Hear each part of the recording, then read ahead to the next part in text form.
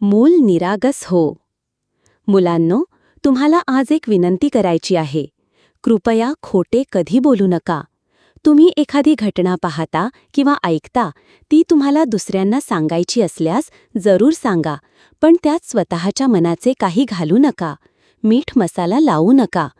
जे ऐकले, पाहिले ते तसेच सांगण्याचा जास्तीत जास्त प्रयत्न करा. जमेल ते तुम्हाला.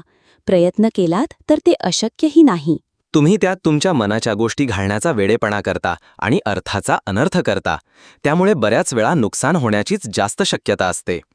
ज्यांना खरेपणा आवडतो ना, त्यांना मस्करीतही खोटे बोलणे पटत नाही. म्हणून माझे तेच खरे म्हणू नका. नेहमी खरे तेच माझेच असे म्हणा. हेही तुम्हाला अधिक प्रयत्नाने जमेल. तुम्हाला कधी कोणाला कसले वचन द्यायचे असेल तर पुन्हा पुन्हा विचार करा.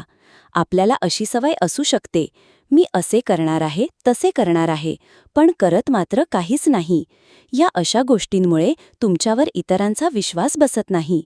तुम्ही लबाड आहात असे कोणी म्हटले तर तुम्हाला ते आवडेल का? नाही ना? मला वाटलेच होते. तुम्ही लबाडी करणार नाही आणि लबाड म्हणवून घेणार नाही.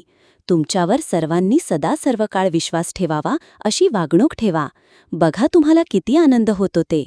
तुमच्या हातून एखादी चूक घडली तर लगेच मान्य करा. सबब सांगू नका.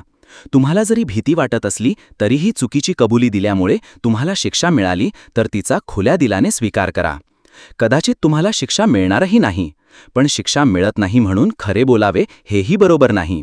खरे बोलणे हा तुमच्या आतील सत्याचा विजय असतो, हे नेहमी ध्यानात ठेवा.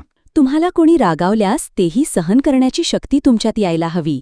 तुमच्या डोळ्यांतील पाणी त्याचे साक्षीदार असते. दुसऱ्यांना दुःख देऊन जर तुम्हाला आनंद वाटत असेल तर हीच खूप वाईट गोष्ट आहे. अशा वाईट गोष्टी मनात आल्या तर त्या घालवून द्या. तुमच्या बाबतीत असे घडेल तर तुम्हाला बरे वाटेल का?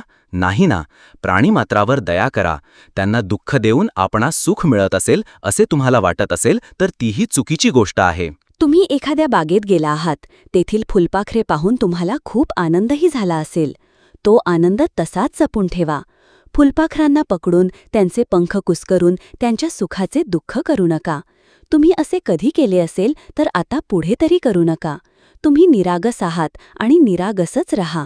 लेखन प्रवीण आशुतोष कुबल, मुख्याध्यापक, जिल्हा परिषद पूर्ण प्राथमिक शाळा, शिडवणे नंबर 1, तालुका कणकवली, जिल्हा सिंधुदुर्ग.